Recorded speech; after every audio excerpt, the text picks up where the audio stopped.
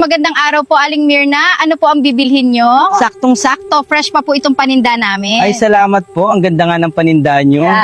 Ay naku Jenny, tigilan mo ako. Ang gusto ko lang ay kung kailan nyo mababayaran ang inutang ng mga magulang nyo sa akin. Aling Mirna naman, wala na ang mga magulang namin at isa pa sila ang may utang sa inyo.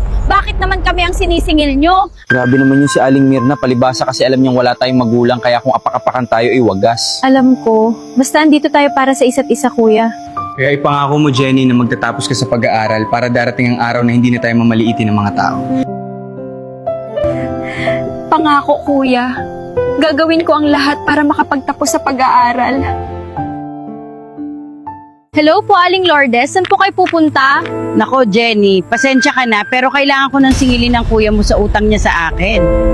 Ay, Aling Lourdes, pasensya na po kayo, pero umalis po ang kuya ko eh. May pinuntahan po. Balik na lang po kayo sa susunod na araw. Kuya, nakasalubong ko si Aling Lourdes kanina. Ang sabi ay sisingilin ka na daw sa utang niya. Kailan daw?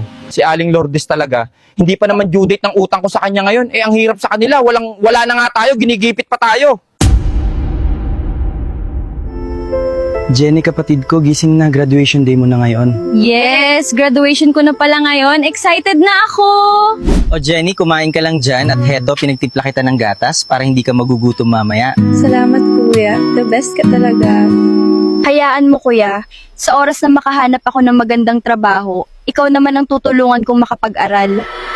Yes, kuya! Graduate na ako! Proud na proud ako sa'yo, Jenny, kapatid ko, dahil natupad mo na ang pangarap mo na makapagtapos ng pag-aaral. Kung buhay pa sana si mama at papa, siguro ang saya nila sa araw na ito, kuya. Ay nako, bakit walang sumasagot? Siguro tinataguan na tayo ng magkapatid na yon. Oo nga eh, baka nagtago na sila. Mapag-graduate na ako, sana masaya kayo dahil natupad ko na ang pangarap niyo na makapagtapos ako sa pag-aaral. Siguro, Jenny, sobrang saya ni Mama at Papa sa langit dahil natupad mo na ang pangarap mo na makapagtapos sa pag-aaral. Wow, graduate ka na pala, Jenny. Akalain mo nga naman, unang dahil sa utang nakapagtapos ka. Hayaan niyo po Aling Kuring, sa susunod na linggo babayaran na namin kayo. Nakalain mo nga naman, kapatid ko, na makakapagpatayo tayo ng sarili nating bahay. Napakaswerte ko talaga sa kapatid ko nito. Ay, naku, kuya. Deserve natin to. Lalo na ikaw ang nagsakripisyo na pag-aralin ako. Kaya kung hindi dahil sa'yo, ay wala ako sa kalagayang ito. Kaya salamat, kuya. O Aling Kuring, gaya nga ng sabi ko, heto ang pera. Sana hindi na kayo ulit na mangulit, ha? Ay nako, salamat naman. Mabuti na isipan yung magbayad. Kasi kung hindi, ipapakulong ko kayong dalawa. Ito na ang utang ng kuya ko sa'yo. Sana matahimik na yung pagbabanta mo sa amin, ha? Oo. Akalain mo nga naman o himala at nakapagbayad ang kagaya niyong mahirap. Yan ang hirap sa inyo eh. Porket nakaangat lang kayo sa buhay, ay sobrang taas na ng tingin nyo sa sarili nyo. Mars, akalain mo nga naman na makakapagbayad ang dalawang magkapatid na yun sa mga utang nila sa atin. Oo, hindi ko rin inaasahan. Akalain mo nga naman din na makakapagtapos sa pag-aaral si Jenny. Tignan mo nga naman ang swerte na sa buhay nila. Yes, Jenny, graduate na din ako. Congrats, kuya! Proud na proud ako sa'yo, kuya ko. Salamat sa'yo, kapatid ko.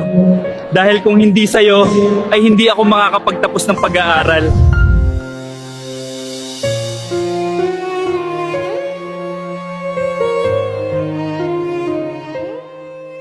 O anak, saan ka pupunta? Lalayas ka na ba? Sige, lumayas ka na. Total, pabigat naman ako sa buhay mo, di ba? Ay, naku pa, huwag ka nang malungkot. Gagawin ko lang naman to para sa inyo ni James kasi gusto kong gumanda ang buhay nyo. Pwede bang payakap naman o bago ako umalis, please? Ay, tumigil ka, Jenny. Ayoko, kaya umalis ka na lang. Pa, umalis na pala si Ate Jenny. Bakit hindi mo ko tinawag para nakapagpaalam naman ako sa kanya? Ay, nako, James. Hindi na kailangan. Kaya mabuti pa, kumain ka na lang. Pero sa bagay pa, marami na tayo pera niyan. Lagi kong hihingian ng pera si Ate Jenny nito. Sana pa maintindihan niyo ni James kung bakit kailangan ko makipagsapalaran dito sa ibang bansa. Mahal na mahal ko kayo pa. Sagutin mo naman pa, please, para masabi ko sa'yo na nandito na ako sa Saudi. Ay naku, ang papa ko talagang matampuhin. Hindi sinasagot ang mga tawag ko. Hello ate, padala mo nga kami ng 30,000. Hello James, kamusta na kayo dyan? Ano, 30,000? Sige, magpapadala ako mamaya. Si Papa, kamusta na? Si Papa, pwede ko ba siya makausap? Mamasyal sana kami ni Papa eh. Si Papa heto naglalaban ng damit. Ay, ganun ba? Sige, okay lang. Ingat kayo dyan, mahal na mahal kayo ni ate. Ayun pa, magpapadala daw si ate ng pera. May pangwaldas na naman tayo pa. Oh, ayos yan. Sana mapasaya ko kayo ni Papa sa perang ipapadala ko sa inyo. O James, tawagan mo nga ang ate mo, hingiin mo nga ng pera. Sabihin mo, kailangan mo lang sa school. Eh pa, kakapadala lang ni ate ng pera eh. Pero sige, para may pangwalwal tayong dalawa. Hello ate, pwede bang padala mo ako ng 20,000 ngayon? Kailangan ko lang kasi sa school eh. Hello James? Ano? 20,000? Kakapadala ko pa lang sa inyo ni Papa noong nakaraang linggo. Naubos na ba lahat yon? Sige na te, kailangan lang. O sige na te, babay na. Sige, papadalhan ko kayo mamaya. Sige ba? Bye! Ingat kayo dyan, mahal na. Mahal kayo ni ate. Uto-uto talaga ang ate ko na to. Oh James, anong sabi ng ate mo Magpapadala ba daw siya? Oo naman pa. Mamaya daw ay magpapadala siya agad. Paldo na naman tayo nito pa. Sana ginagamit na lang sa tama ang pera na pinapadala ko kay James at Papa. Opa, nakuha ko na ang perang pinadala ni ate. Matutupad na ang pinaplano natin. Pa, salamat anak ko. Ngayon, sigurado na ang ating pangarap. Loka-loka talaga ang ate mo. Talagang huhutan natin ng pera ang ate mo para magawa natin ang gusto natin. Oh Maria, makikiusap sana ako sa'yo na pakisabi kay Jenny na may utang kaming 1.2 million sa bangko. Hindi kasi ako kinakausap ng anak ko na yun eh. Ha, Mang Kanor, 1.2 ang utang nyo. Ang laki naman po. Pero sige po, sasabihin ko na lang po kay Jenny. Sige Maria. Hello, Ginny. Can we talk about your contract? Sure, sir. Hold on. Congrats, Jenny. Your contract was done, but sadly, we don't want you anymore. Thank you so much for your sacrifice. But sir, I need this job because I have a family in Philippines that I need to feed. No, Jenny, as I said, we don't want you anymore. Hello Jenny, my friend. Kamusta ka na dyan? Hello Maria, kamusta na dyan Nagpunta kasi dito ang papa mo at ang sabi niya ay may utang daw siya sa bangko ng 1.2 million. Sige Maria. Sige, ingat ka palagi dyan, ha? James! Sagutin mo please!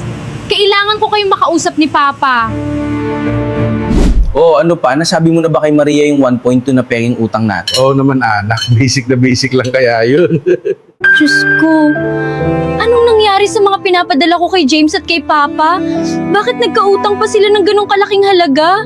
Nawalan pa naman ako ng trabaho. Hindi ko na alam kung anong gagawin ko nito. Siguro uuwi na lang muna ako sa Pilipinas para malaman ko kung anong ginagawa ng dalawa. Lagot na ko nito. Ang daming missed calls ni Ate Jenny. Baka nag-aalala na yun. Siguro kailangan ko munang umuwi kasi hindi ko na alam kung ano ang ginagawa nila sa mga perang pinapadala ko sa kanila. Tapos na din naman ang kontrata ko dito. At isa pa ang laki ng utang nila, 1.2 million. Nakakalungkot lang. Hindi ko maisip na magkakautang sila ng ganong kalaki samantalang sobra-sobra naman ang pinapadala ko sa kanilang dalawa. Nakakalungkot lang kasi sa dami ng perang pinadala ko sa kanila, kahit itong bahay namin ay hindi pinaayos kahit papaano. Kahit ito man lang kusina, hindi pinaayos ang bubong para sana hindi na nababasa ng ulan. Kahit itong kwarto, sira-sira na hindi man lang binilhan ng bagong plywood. Pero teka, bakit wala ang mga gamit nila? Kanina ko pa napapansin. Oh, Ate Jenny, ikaw na ba yan? Kailan ka pa dumating ate ko? Bakit hindi ka nagsabi sa amin? Anong nangyari? Bakit nagkautang kayo ng ganong kalaki Ang laki-laki naman ng pinapadala ko sa inyo, buwan-buwan. Ganito kasi yun ate eh. Tara, sumama ka sa akin, may pupuntahan tayo. Sandali lang, James. Saan ba tayo pupunta? Gutom na kasi ako eh. Basta ate, may pupuntahan tayo. Dali, sumama ka sa akin. Welcome home anak, surprise. Sana magustuhan mo itong bago nating bahay.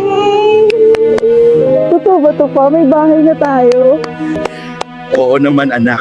Lahat ng perang pinaghihirapan mo ay dito napupunta. Sana magustuhan mo itong regalo namin sa iyo, anak. Dahil sa sakripisyo na ginagawa mo para sa amin. Eh pa, bakit kayo nagkautang ng ganong kalaki? Wala anak, pakulo lang namin yun ni James. Balak sana namin bilang ka ng sasakyan. Hindi ko akalain na gagawin niyo lahat ng ito pa. Maraming salamat sa inyo ni James. Oh, sige na. Tama na ang drama. Kumain na tayo para makapagpahinga ka na sa maganda mong kwarto.